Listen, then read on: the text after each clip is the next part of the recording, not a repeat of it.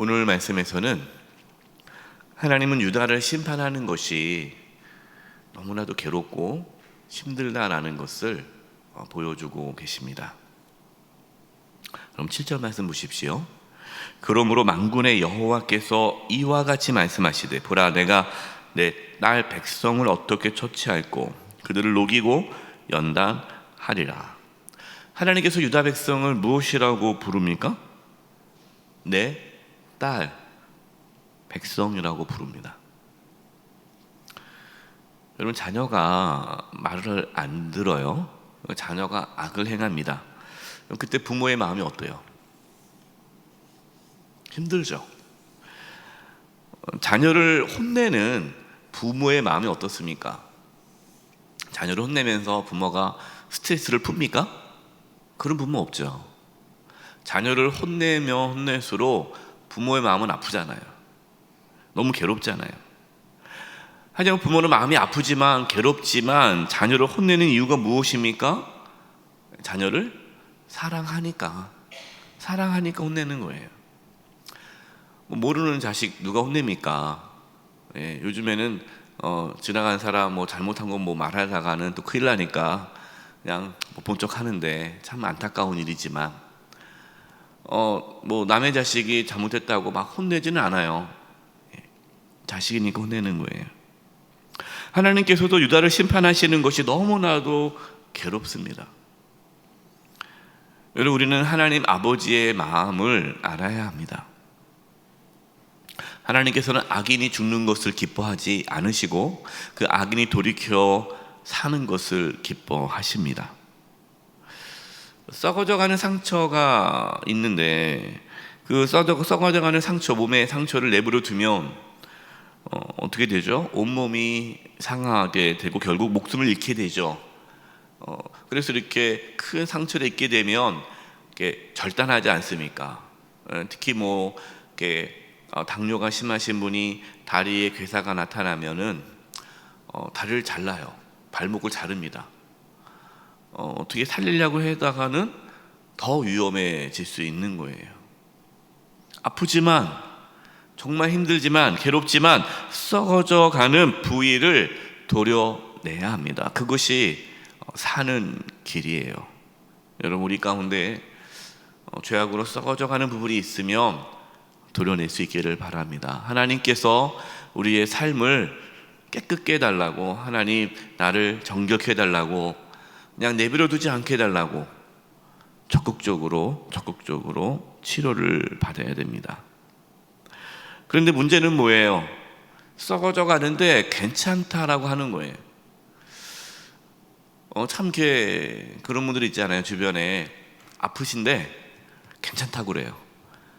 병원을 가야 되는데 괜찮다고 그래요. 그래서 가끔 이제 신방하면 그런 얘기를 하시는 분이 계세요. 목사님, 좀 남편한테 얘기 좀 해주세요. 병원 가려도 안 가요. 병원 가야 되는데 괜찮아. 내 몸은 내가 잘 알아. 안 가요. 병을 키워요. 어리석은 거죠. 지금 유다 백성들이 그러는 겁니다. 여러분, 8절 볼까요? 8절 말씀에 그들의 혀는 죽이는 화살이라 거짓을 말하며 입으로는 그 이웃에게 평화를 말하나 마음으로는 해를 꾸미는 도다. 유다 백성들이 그 혀가 죽이는 화살이라는 거예요. 거짓을 말합니다. 겉으로는 평화를 말하죠. 겉으로는 당신이 잘 됐으면 좋겠습니다. 다 당신을 위해서 이런 일이에요 하면서 마치 상대방을 위하는 것처럼 말을 하고 상대방을 위하는 것처럼 행동하는데 실제적으로는 해하는 거죠. 자신의 이익을 위해서 그 사람을 이용하는 거죠. 이것이 지금 유다 백성들의 모습이라는 겁니다. 여러분, 이것이 어떤 모습입니까? 이것이 이중적인 모습인 거죠. 하나님께서 유다 백성을 심판하신 이유는 단지 그들이 악을 행해서가 아니에요. 이것도 오해하지 마세요. 그럼 악을 행했는데 하나님 안 혼내시나? 그게 아닙니다. 하나님께서 지금 유다 백성에게 끊임없이 말씀하는 게 뭡니까? 인정하라는 거예요. 너희가 악을 행한 걸 인정하라. 인정만 하면, 회개하면 하나님 내가 잘못했습니다.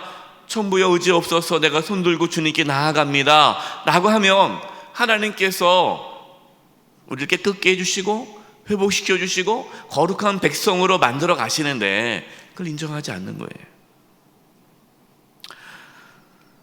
악을 행하고도 악을 행하지 않은 것처럼 속이는 것이 문제입니다. 그럼 하나님은 우리의 연약함을 아십니다. 하나님은 우리가 죄인임을 아십니다. 여러분, 예수님께서 이 땅에 오셨을 때 예수님께서 이 땅에 왜 오셨습니까? 의인을 구원하러 오신 게 아니에요.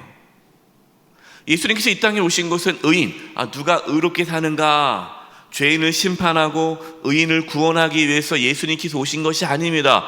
예수님께서 이 땅에 왜 오셨어요? 죄인을 구원하러 오셨죠. 그런데 문제가 뭡니까? 당시 유대인들은 자기들이 죄인이 아니라는 거예요. 건강한 자에게는 의원이 쓸데없는 거죠. 건강하다는 거예요. 실제로는 아픈데, 실제로는 병들었는데, 치료받아야 되는데 나는 괜찮다. 그것이 유다의 문제인 거죠. 신앙에서 정말 무서운 것이 외식입니다. 외식. 그래서 이게 참 직분이 두려운 게, 직분을 맡잖아요. 한종 직분을 맡게 되면 또 이렇게 목사고 장로고 안수집사 권사고 한종 직분자면 자신의 잘못을 잘 인정하지 않으려는 경향이 있어요. 물론 다는 아니지만, 내가 그래도 권사인데, 내가 그래도 안수집, 내가 장로인데, 내가 목사인데, 나는 그래도 괜찮은 거야. 이것이 나를 오히려 외식적인 신앙으로 만들어 버리는 거예요.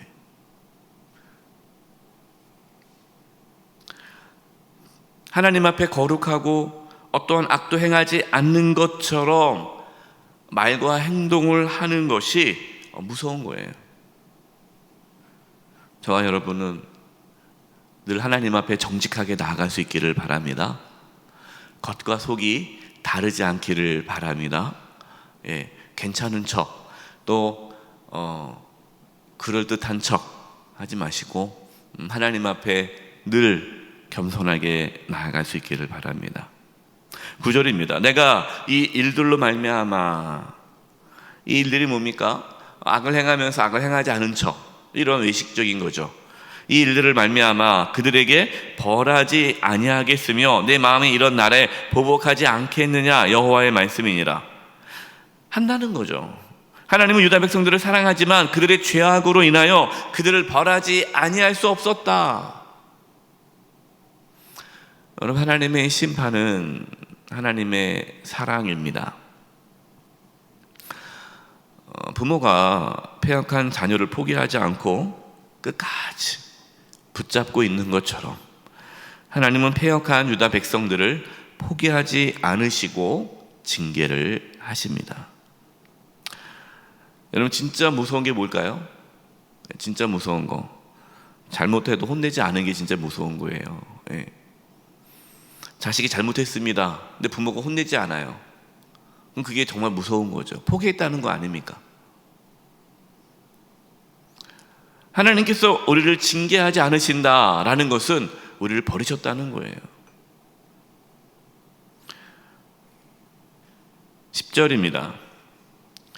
내가 산들을 위하여 울며 부르짖으며 광야 목장을 위하여 슬퍼하나니 이는 그것들이 불에 탔으므로 지나가는 자가 없으며 거기서 가축의 소리가 들리지 아니하며 공중의 새도 짐승도 다 도망하여 없어졌습니다. 여러분, 10절은요 예레미야의 탄식입니다.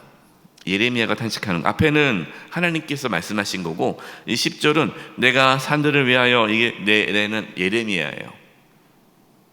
예레미야 선지자는 하나님의 심판으로 유다 땅이 황폐해지고 어떠한 짐승조차도 살지 않은 땅이 되어버린 이 상황을 놓고 탄식합니다. 그래서 예레미야를 눈물의 선지자라고 말하지 않습니까? 민족의 죄악을 놓고, 이 민족의 심판을 놓고 하나님 앞에 울며 기도하는 선지자. 저와 여러분에게도 이 예레미야와 같은 탄식이 있기를 바랍니다. 이 땅에 하나님의 나라가 세워지지 않고 불의와 탐욕과 욕망으로 음란으로 가득한 이 세상을 보면서 영적으로 황폐해져가는 모습을 보면서 탄식하며 기도할 수 있기를 바랍니다. 우리의 자녀들이 하나님을 떠났다면 하나님을 떠나 살아가는 모습을 보면서 탄식하며 기도할 수 있기를 바랍니다. 한국교회가 하나님의 바로 서지 못하는 모습이 보이면 정죄하지 아니하고 탄식하며 기도할 수 있기를 바랍니다. 여러분, 이 나라의 민족을 위해 탄식하며 기도해 줄 수 있기를 바랍니다. 하나님은 이 시대에 예레미야와 같이 하나님 앞에 엎드려 탄식하며 기도하는 자를 찾으십니다. 저와 여러분이 그 사명을 감당할 수 있기를 바랍니다. 12절입니다. 12절을 제가 표준 세번역을 읽어드리겠습니다.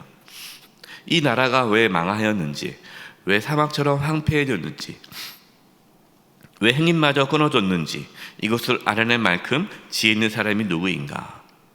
이 까닭을 말할 수 있도록 주의 입에서 직접 말씀을 받은 사람은 누구인가? 예레미야는요, 왜 유다가 황폐해졌는지, 왜 망했는지 이것을 분명하게 전하고 있습니다. 유다는 정치적인 문제로, 경제적인 문제로, 군사력의 문제로 멸망한 것이 아니죠. 하나님의 심판입니다.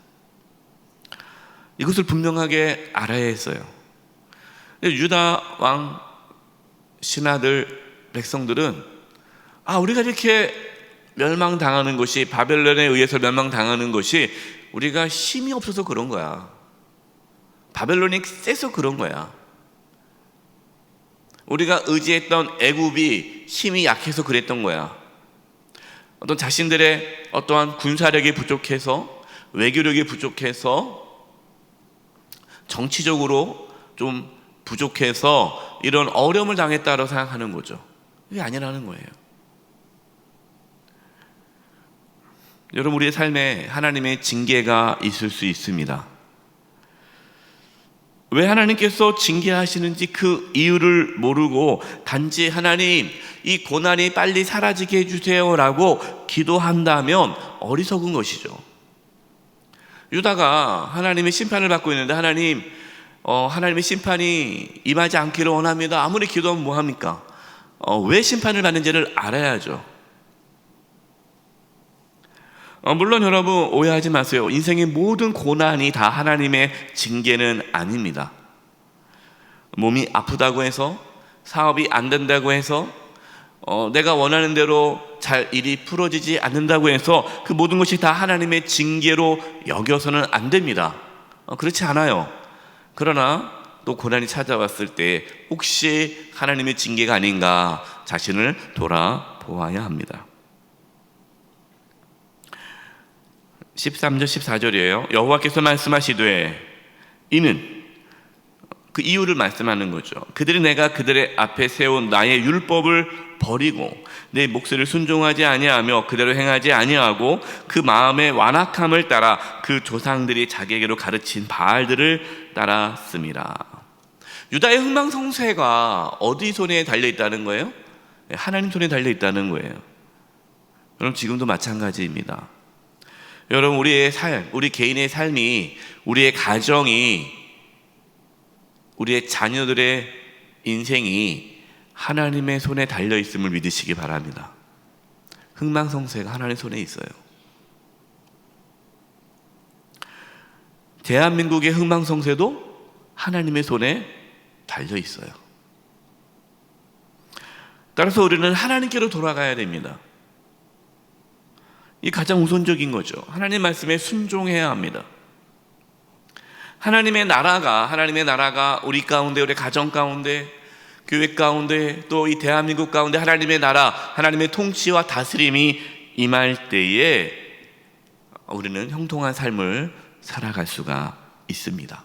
여러분, 오늘 하루도 살아계신 하나님과 동행하며 하나님 앞에 하나님, 나는 죽을 수밖에 없는 죄인입니다.